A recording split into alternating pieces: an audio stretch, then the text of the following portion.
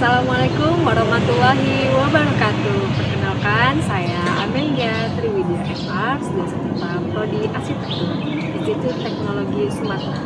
Pada kesempatan kali ini, saya ingin menyampaikan terkait mata kuliah yang saya ampu sesuai dengan bidang keahlian saya, yaitu mata kuliah Pra-Tugas Akhir. Mata kuliah ini ditujukan untuk mahasiswa arsitektur semester 7 dengan kode mata kuliah AF25400021 berbobot 3 SKS. Diselenggarakan dalam 16 kali pertemuan tatap muka dengan rincian 14 kali pertemuan materi dan 2 kali untuk pertemuan masing-masing ujian tengah semester dan ujian akhir semester. Mata kuliah ini adalah mata kuliah untuk mempersiapkan mahasiswa sebelum menempuh tugas akhir. Mata kuliah ini membahas 4 cakupan utama, yaitu perumusan topik dan tema, penyusunan kajian dan analisis preseden, lalu dilanjutkan dengan analisis tapak, analisis pengguna, maupun analisis kontekstual berdasarkan tema yang diusung. Pada pertemuan setelah UTS, mahasiswa dibekali materi penyusunan program ruang dan elaborasi konsep maupun desain. Di akhir mata kuliah, mahasiswa mempresentasikan proposal di hadapan dosen penguji sebagai syarat untuk melanjutkan ke tahap tugas akhir. Adapun capaian pembelajaran lulusan ataupun CPL Prodi pada mata kuliah ini meliputi CPL ke-7 yang telah tertuang dalam RPS dan telah divalidasi oleh Ketua Prodi maupun gugus kendali untuk Prodi. Capaian pembelajaran mata kuliah yang diharapkan antara lain CPMK 1, yaitu mahasiswa mampu menelusuri data dan informasi untuk melengkapi kajian teori, sejarah dan budaya maupun preseden yang berkaitan dengan latar belakang proses dan metode perancangan arsitektur. CPMK 2, mahasiswa mampu menjelaskan proses, tahapan, metode, dan pendekatan dalam perancangan arsitektur. Selanjutnya, CPM 3, mahasiswa mampu mengintegrasikan sudut pandang teori perancangan arsitektur, latar belakang sejarah dan budaya, ataupun latar belakang studi kasus preseden arsitektur dengan metode ataupun pendekatan perancangan arsitektur. CPL 4, mahasiswa mampu memilih dan menyusun metode yang tepat dalam upaya mengembangkan gagasan perancangan arsitektur. Terakhir, CPMK 5, mahasiswa mampu memilih dan menyusun gagasan artistik yang berpengaruh terhadap kualitas perancangan arsitektur. 5 komponen utama dalam proses pembelajaran mata kuliah ini adalah delivery, interaction, dan assessment atau delivery. Saya memberikan materi serta RPS yang dapat diunduh langsung oleh mahasiswa pada Google Classroom H-4 sebelum perkuliahan, serta presensi interaktif yang langsung dilakukan secara tatap muka untuk mendukung pemahaman mengajar. Materi yang saya sampaikan didukung oleh beberapa media pembelajaran berupa video, buku referensi, kuis, maupun referensi tugas akhir terbaik. Interaction pada mata kuliah ini melibatkan komunikasi dua arah antara dosen dan mahasiswa berupa diskusi, tanya jawab, kolaborasi, dan refleksi bersama. Assessment ataupun sistem penilaian yang saya lakukan dalam mata kuliah ini mencakup assessment formatif untuk penilaian proses yang dilakukan melalui bimbingan proposal individu serta penilaian sikap dan keterampilan sesuai RPS. Selanjutnya, asesmen sumatif digunakan untuk penilaian akhir berupa UTS dan UAS. Model pembelajaran yang digunakan dalam mata kuliah ini adalah Problem Based Learning atau PBL dan Project Based Learning dengan metode bimbingan individual, kerja mandiri, dan respon kreatif. Referensi yang saya gunakan dalam mata kuliah ini adalah berupa buku referensi dan referensi karya tulis akhir yang memiliki nilai kebaharuan agar mahasiswa mampu mengikuti perkembangan ilmu pengetahuan dan teknologi masa kini. Baik, berikut adalah video proses pembelajaran pada mata kuliah pra-tugas akhir dengan materi pada pertemuan kedua, yakni analisis kontekstual praktikal. Mari kita simak videonya.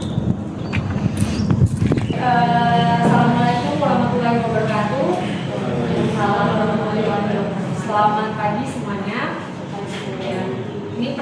kedua kita ya di mata kuliah pra tugas akhir begitu. Nah, sebelum kita mulai materi minggu ini, saya mau flashback dulu kira-kira materi pekan lalu. Nah, di materi pekan lalu ya kita sudah membahas tentang ini ya, bagaimana caranya kita mendapatkan ide atau latar belakang di dalam mengajukan tugas akhir kita gitu. Di materi sebelumnya ada bagaimana kita mendapatkan ada ini ya dari beberapa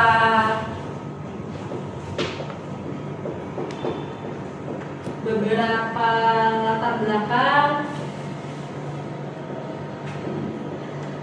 yaitu fenomena. Kira-kira menurut teman-teman materi sebelumnya fenomena itu didapatkan dari mana aja? Ayo, angkat tangan. Dari biasanya ditemuin dari isu-isu kawasan ataupun isu-isu lokal. Oke. Ini poin kedua ya, bukan masuknya ke fenomena ya, isu kawasan ya atau global. Contohnya di mana itu ada kalau isu kawasan atau global? Biasanya yang paling dominasi masalah di kawasan. Oke, benar ya. Dia mahasiswa bersangkutan ini memilih di pesisir kalau nggak salah di Sukaraja ya. Dia melihat di sini ada beberapa permasalahan. Yang pertama ada sampah ya. Nah, lalu yang kedua adalah perilaku daripada nelayannya sendiri gitu lah. Nah, ini masuknya ke isu kawasan. Jadi kita udah ada kawasannya, kita kaji kira-kira ini permasalahannya apa sih, potensinya apa. Nah, tapi di sini ya tadi ya permasalahan pasti dibarengi dengan potensi ya, atau tadi ada rencana pemerintah ya. Nah, dia melihat potensinya tadi ada ternyata isu sampah gitu. Tapi dia melihat oh ternyata sampah ini di mayoritas didominasi oleh bambu-bambu yang panjang gitu. Dan dia melihat menangkap itu sebagai potensi. Sehingga gagasan yang dia rancang ternyata terbuat dari bambu gitu ya. Jadi dia menyelesaikan masalah dan juga mengambil nih potensinya apa gitu. Nah, isu global kira-kira ada yang masih ingat apa aja isu global? Ayo sesuai SDGs. Mungkin Iya. iklim. Oke, iklim ya. Nah, jadi benar ya. Jadi climate change itu adalah permasalahan global yang memang menjadi satu permasalahan ya. Nah, respon kita bisa bagaimana proyek kita itu merespon si iklim ya. Kalau tadi saya bilang rumah amfibi untuk mahasiswa itu dia merespon iklim ya dengan banjir rob. Nah, itu ada satu mahasiswa tugas akhir saya yang merancang kayak gitu. Jadi bukan mega project tapi memang dia bangunan tunggal yang 36 meter persegi tapi bangunannya bisa amfibi gitu. Jadi kalau misalnya banjir dia akan naik, tapi kalau tidak banjir dia akan turun. Nah, dia fokusnya kemana? Fokusnya ke konstruksi, sambungannya seperti apa, teknologi yang berkembang sekarang kayak apa, gimana caranya membangun bangunan ini atau rumah ini bisa mengapung begitu ya. Nah, tadi fenomena ya belum kejawab ya. Fenomena itu Mungkin kalau fenomena itu menurut saya lebih kayak kejadian atau dari apa ya, yang paling dominan si orang ini gimana. Misal kayak di Lampung kan ada pernah viral tuh pelari Halcet.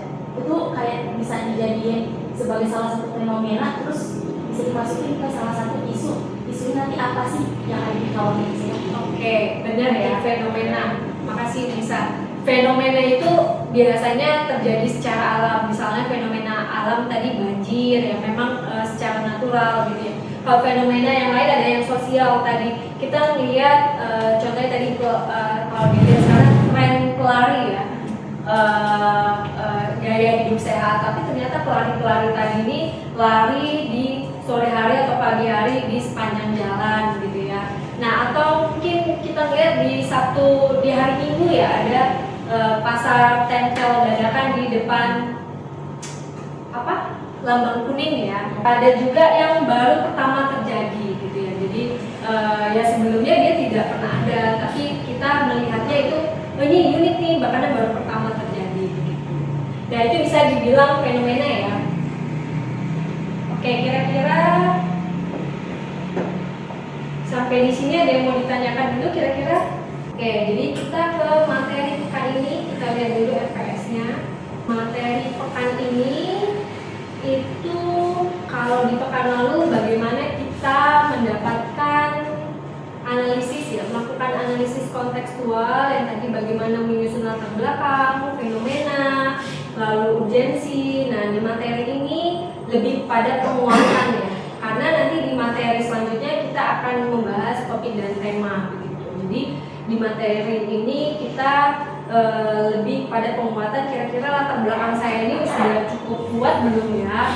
Nah, kita lanjutkan dari sini ya. Jadi kalau sebelumnya sudah ada nih fenomena, ada isu global atau isu kawasan. Nah, ada juga yang selalu menjadi kuat landasannya itu adalah bagaimana pemerintah merencanakannya, pengembangan kawasannya seperti apa gitu.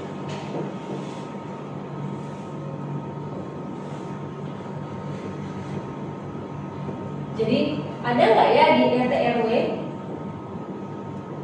Atau jangan-jangan dia udah masuk satu kawasan yang dilindungi khusus gitu. Jadi bukan lagi cakupannya ke daerah, tapi udah ke nasional. Contohnya apa kira-kira? Ya tahu nggak, terus ada, kalau nggak ada ini saya memberikan contoh-contoh tugas akhir ya. Jadi sedalam apa sih Bu Amel saya harus menggali latar belakang saya gitu. Jadi untuk mendapatkan topik yang akan saya dalami nanti gitu ya.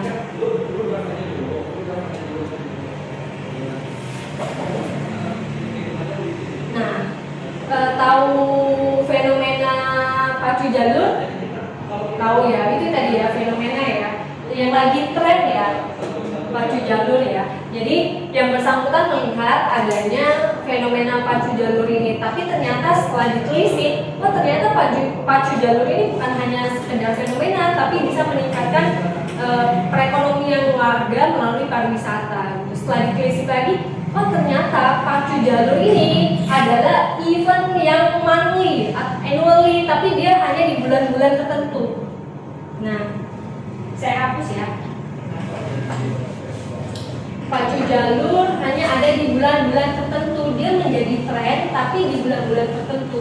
Beda sama floriculture, dia bukan di bulan-bulan tertentu tapi berlangsung hampir di weekend ya. Kalau weekdays mungkin ada tapi intensitasnya atau frekuensinya lebih sedikit orangnya. Nah, dia melihat ada annual ya, annual event tahunan tapi hanya berlangsung di bulan, saya lupa ya,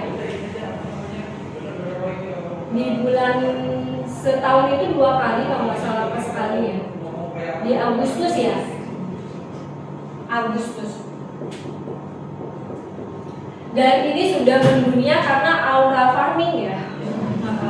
Nah, di bulan Agustus ada pacu jalur. Dia melihat lagi ketika orang datang, dan ini kan menarik wisatawan lokal maupun mancanegara ya. Ketika orang datang di sana ternyata si perancangannya ataupun kawasannya belum siap. Nah, tidak ada akomodasi, tidak ada rumah gitu ya yang akan menampung para wisatawan ini gitu. Nah, dan ini event ini berlangsungnya dia melihat dulu data, mencari kira-kira wisatawan di sana itu berapa lama sih tinggalnya gitu ya di sana. Ternyata itu bisa take times hampir sebulan gitu. Mungkin nggak ya orang lokal, wisatawan lokal nginep di hotel sampai sebulan, kira-kira mungkin nggak?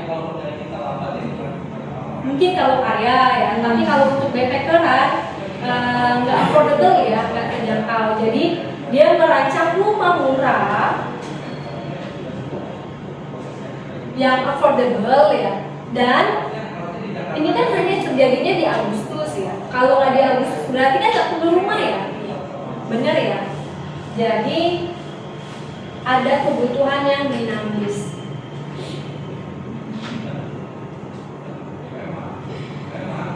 Kalau ketika Agustus dia perlu rumah dan fasilitas pendukung, tapi kalau nggak Agustus dia nggak perlu rumah. Tadi rumahnya kayak apa? Yang murah gitu. Kalau di hotel itu kan masih satu tipologi ya dengan rumah ya. Jadi masuknya tipologi housing, apartemen, hotel, kos-kosan itu housing. Gitu. Jadi kalau di hotel itu nggak affordable untuk turis. Nah, kayak apa kira-kira bayangan kalian itu kayak apa desainnya? Mungkin lebih kayak ke villa-villa gitu. Misal pernah ke salah satu daerah Ranau mungkin karena misalnya di sana itu dia kan banyak lumayan kawasan-kawasan untuk wisatawan datang baik mancanegara maupun dari Indonesia. Kalau yang misalnya itu dia kayak perumahan tentara itu kecil, tapi itu bisa disewa sampai bulanan atau tahunan kayak kos-kosan, tapi dia lebih kayak itu view ke danau apa gitu sih arah. Berarti kalau sudah tidak disewa, ruang tadi jadi apa fungsinya? Biasanya dijadiin kayak villa harian gitu sih. Bisa, tapi menurut saya belum efisien ya penggunaannya. Jadi yang bersangkutan menggagas ya, ini rumah modular namanya. Jadi ketika di Agustus dia ngerancang ini ya, tadi ya dinamis. Ketika Agustus dia perlu rumah, tapi kalau tidak Agustus dia ternyata melihat ada satu kebutuhan nih, dia melihat ternyata di sana tidak ada ruang untuk mewadahi budaya. Jadi dia merancang, oh ini nih banyak apa generasi-generasi yang lupa terhadap budayanya. Jadi perlu ada satu ruang yang untuk ini ya edukatif ya. Jadi muncul galeri ketika Agustus, peak season ya namanya, season yang lagi di puncak ya. Dia perlu rumah. Nah, jadi bangunannya bisa mengikuti si dinamis ini. Ketika Agustus dia menjadi rumah, ketika dia di bulan lain selain Agustus dia berubah fungsi jadi galeri. Nah ini dirancang oleh mahasiswa pada saat saya. Jadi bagaimana konfigurasi rumah-rumah ini nantinya berubah menjadi galeri, gitu ya. Nah rancangannya kayak apa?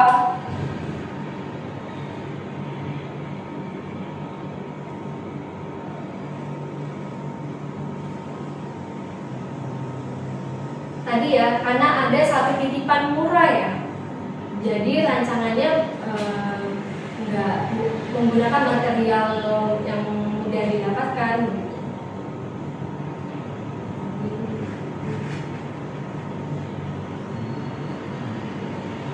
Nah, ini jadi satu tantangan ya, karena rumah punya kebutuhan ruang sendiri dan furniture sendiri, galeri juga demikian. Kalau misalnya tadi penginapan perlu kasur ya, perlu kabinet untuk showcase ya, untuk apa koper, pakaian dan lain-lain. Tapi kalau galeri kan nggak perlu kasur ya, perlunya apa?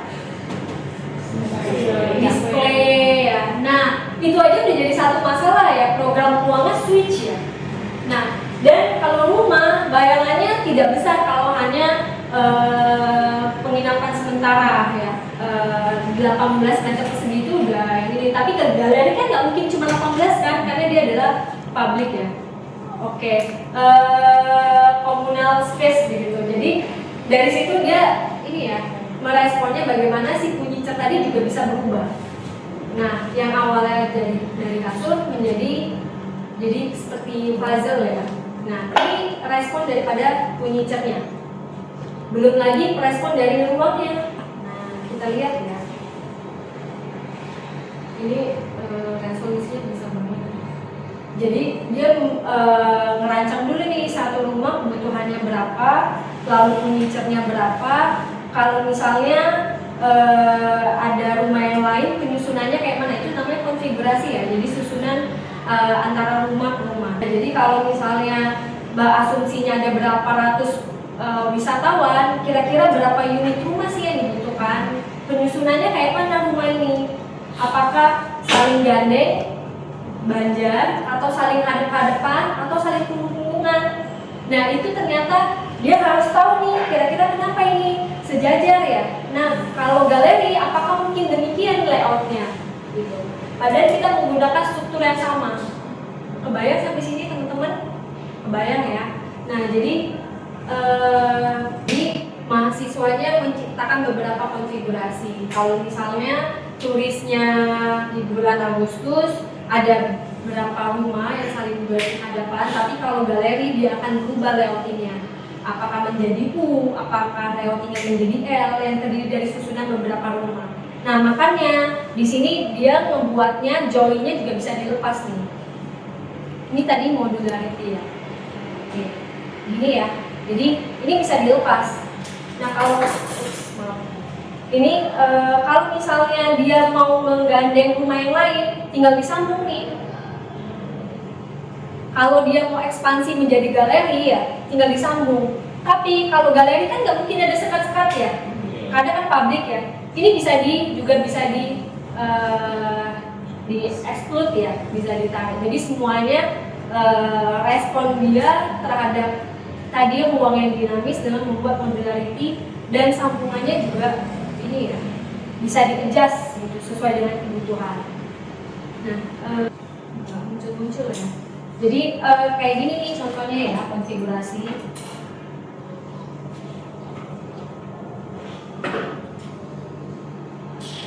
Jadi rumah tadi kan 18 ya.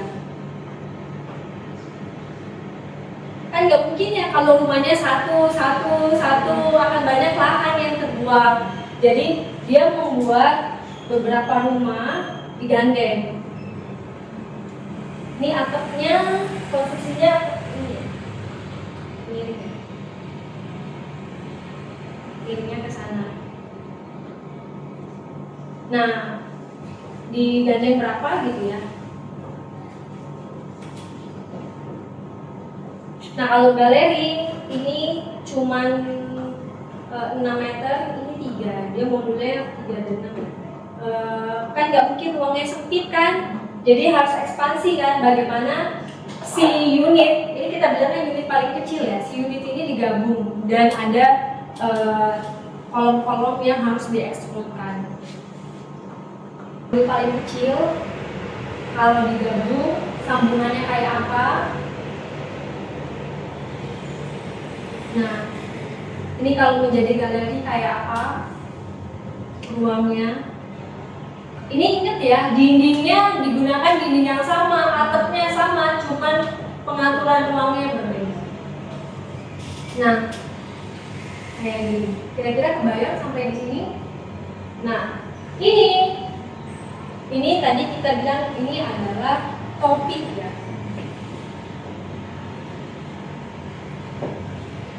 Temanya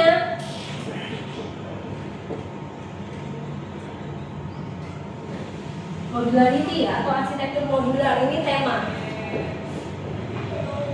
Dan ini yang harus lengkap nih. Kalau sampai nggak tahu nih topiknya apa, temanya juga sulit. Makanya di latar belakang harus detail, cari data-datanya itu harus kuat gitu. Nah, topik dan tema pembahasannya ada di pekan depan. Oke, sampai sini kira-kira ada mau ditanyakan? Iya, jadi ada tip itu kan banyak, ada Trius, ada modularity, ya, banyak lagi ya. Modular juga kembali banyak kan. Ada yang pakai yang seperti ini ya, sambungan-sambungan, ada yang modular yang menggunakan kontainer.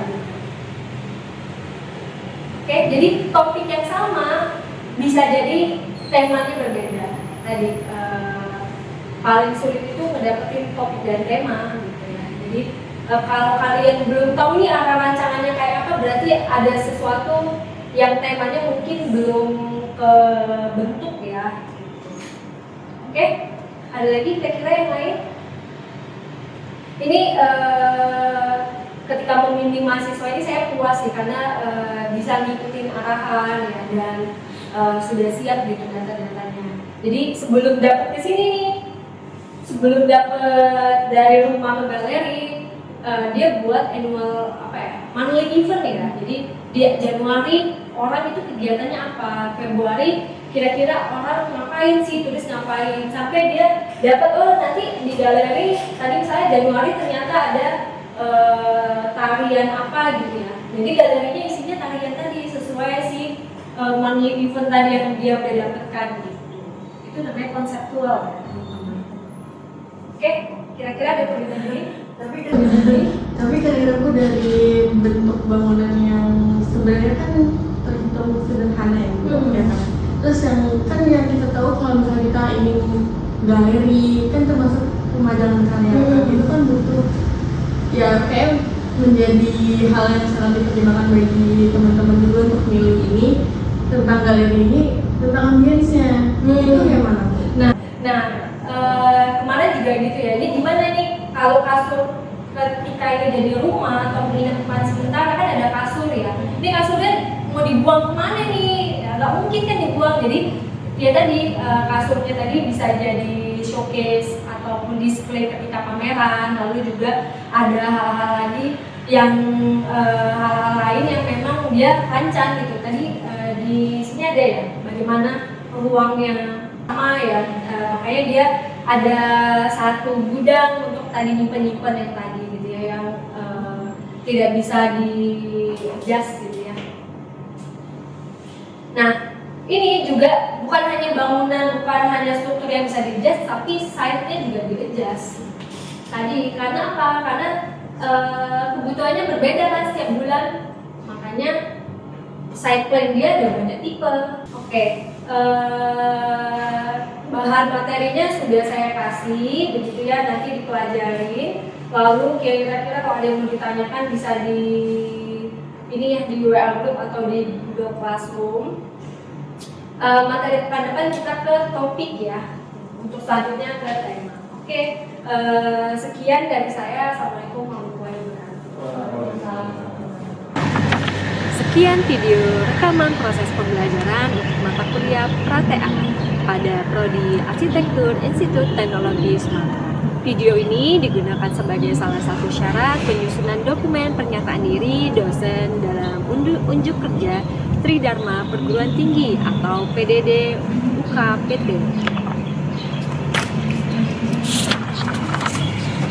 Semoga dengan adanya video ini bisa menjadi pertimbangan yang baik dalam proses penilaian sertifikasi dosen gelombang 1 tahun 2026. Akhir kata saya ucapkan terima kasih. Wassalamualaikum warahmatullahi wabarakatuh.